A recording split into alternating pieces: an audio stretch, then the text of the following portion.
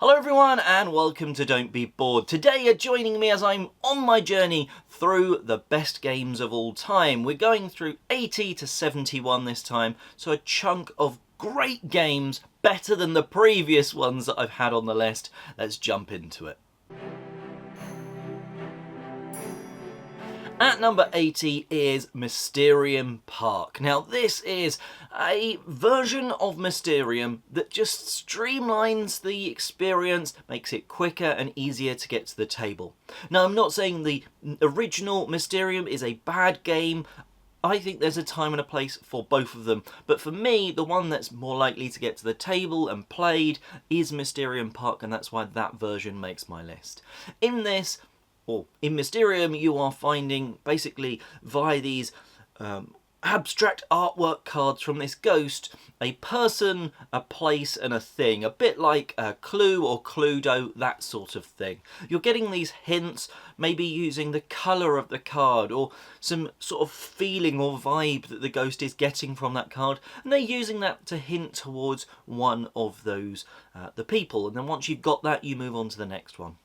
Mysterium Park, you only have two of those aspects, so it's a bit shorter straight away, and also the setup for the actual ghost, well, that's done a bit quicker because it's on one board. You don't have like a DM screen to hide behind with all the different answers for different players, and you're still doing that sort of using these abstract artwork cards to hint things. So I really enjoy it. That's Mysterium Park, though Mysterium is also a fantastic game. Number 79 is Iki. Now this is a fantastic rondel game set in like a Japanese market. And what I mean by rondel, if you're not aware of that term, is it's basically like a track that keeps looping round. So you move so far round and you keep going on future turns, just round and round this sort of loop.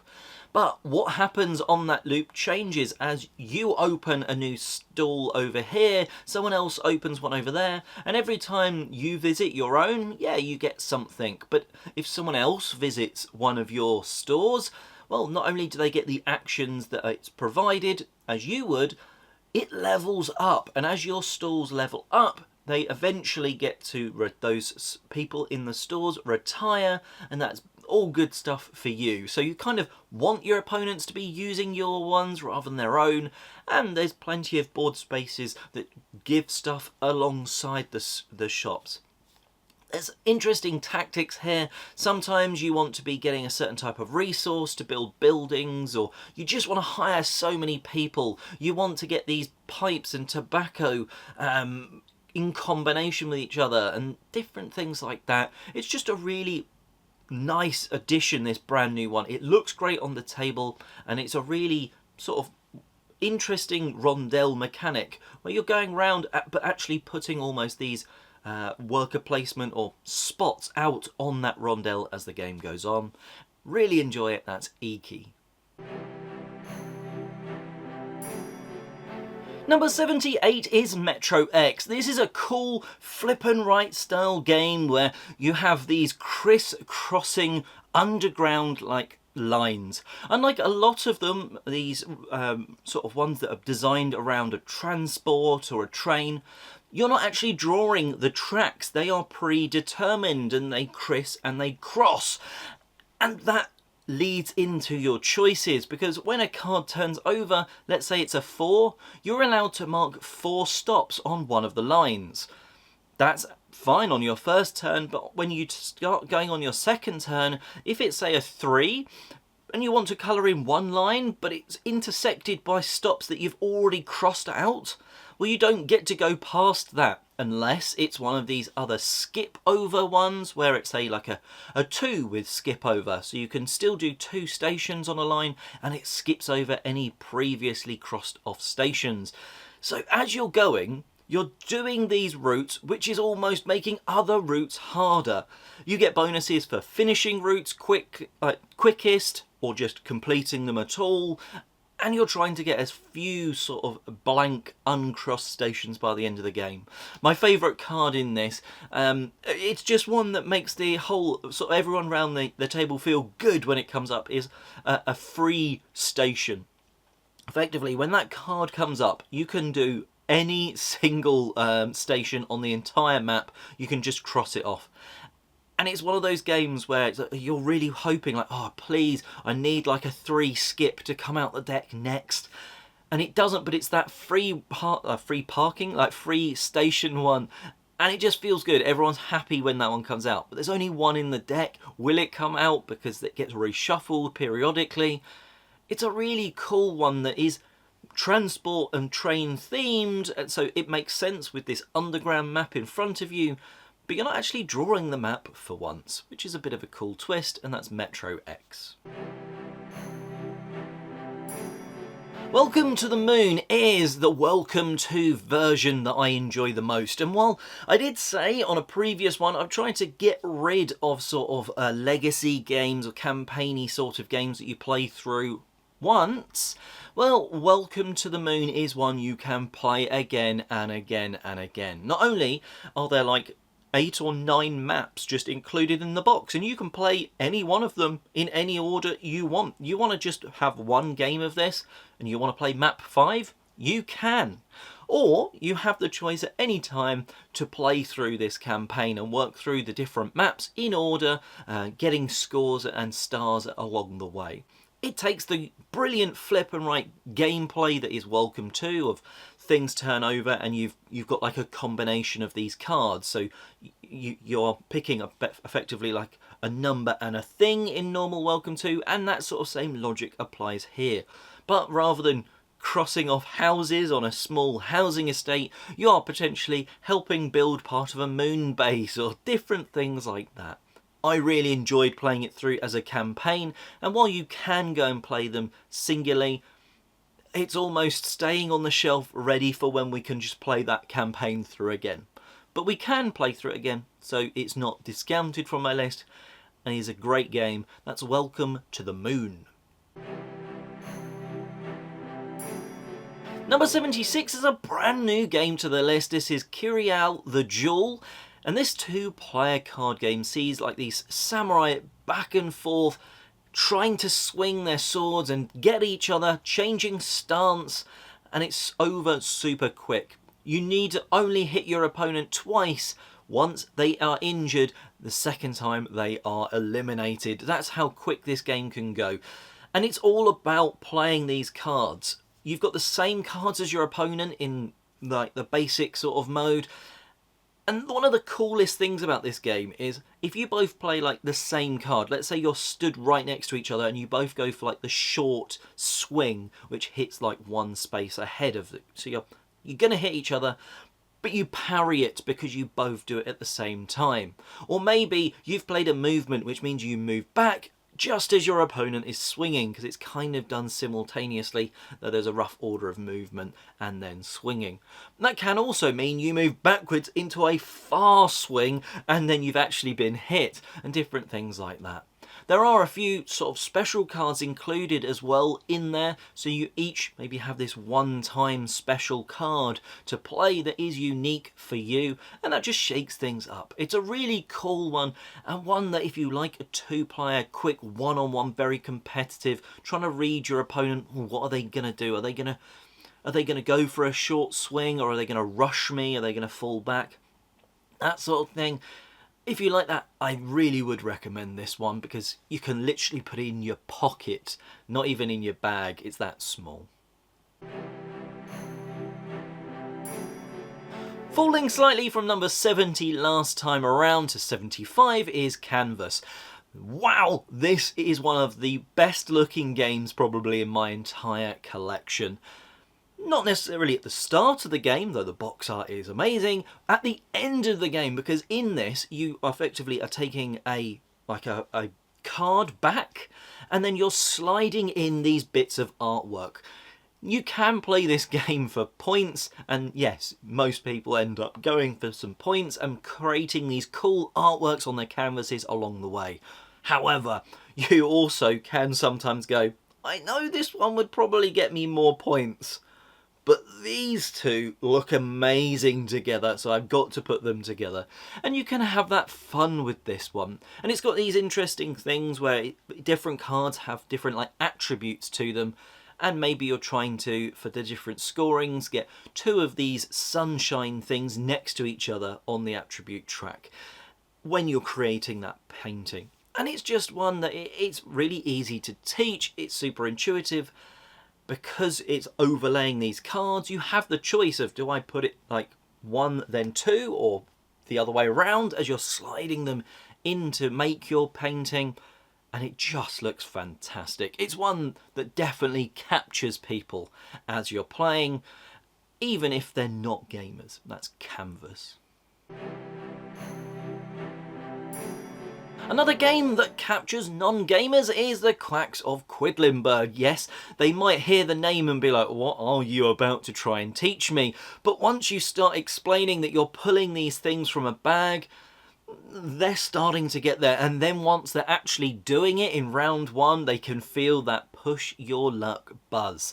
I have said previously on the top 100, push your luck isn't necessarily my favourite mechanic, but again, this one is done in a really pure sense. You really are, yes, you've got some choices of what you put into your bags, so you're almost able to try and affect your own odds, but also I just love this sort of pull from the bag and risk. Oh, yes, alright, I move 1 more. Is that enough? No, I really need 1 more coin, so I need to pull something else. I've gone bust. And you can have a lot of fun with that one. You don't necessarily, like I say, need to be playing this with gamers, because once you're in that first round, they can feel that buzz of push your luck, and they're definitely going to want to be playing for the rest of the game. Even if maybe they don't sort of go, oh, I should affect what's in my bag in this way, I think you can still have a lot of fun with it. And there is also a kids version that's pretty cool, so maybe check that one out if you've got younger kids. But the Quacks of Quedlinburg is a great game. Number 73 is a almost piratey sort of themed game in silver and gold. This is a polyomino flip and write game. 2 things that I really do like smashed together. And in this you have a couple of these islands made up of square shapes, and you are trying to fill them in. Effectively, you're like searching the whole island for your treasure, that sort of thing, and you maybe find some coins or palm trees and such along the way. Why does all this matter? Coins are getting you points, completing these different islands getting you points. And there's also some really cool choices in this one, like, do you go for bigger islands that maybe have more bonuses on them but take you longer to complete, scoring you more, or do you try and go for a lot of smaller ones that you can complete quickly and get on to the next one? There's also bonus points along the way that maybe this card, if you've completed it, will score you a bonus point for each of the small or the medium ones that you've completed as well, adding to that choice. And as you're flipping these cards, you know every card apart from one will be flipped, so you're like, right, there's like 3 cards left, I really need it to be the 2x2 square shape to come out the deck. I've got a 2 in 3 chance, surely it will come out, and you can try and use that logic to sort of pre-plan, and if it doesn't, well, it will probably come out in the next round instead, so maybe you work on your second island and try and complete that, and get a new card while waiting for the perfect shape for the other one. Or maybe you change your plans. It's quite cool, quite quick, and that is silver and gold. It's sad to me that this one has fallen down the rankings, because every time I think about this game, play this game, well, it costs me a lot of time, and time to play the game, but also because it makes me want to go and rewatch the entire series of Battlestar Galactica again. But I'm so glad I do have this in the collection, because it was a fantastic series, and this board game captures that sort of social deduction between the Cylons and the humans perfectly. So perfectly that halfway through the game, just like in the series, someone might find out that they actually are a Cylon. So they were working on the human side, and then they've woken up and realised, oh, actually I'm one of the Cylons as well.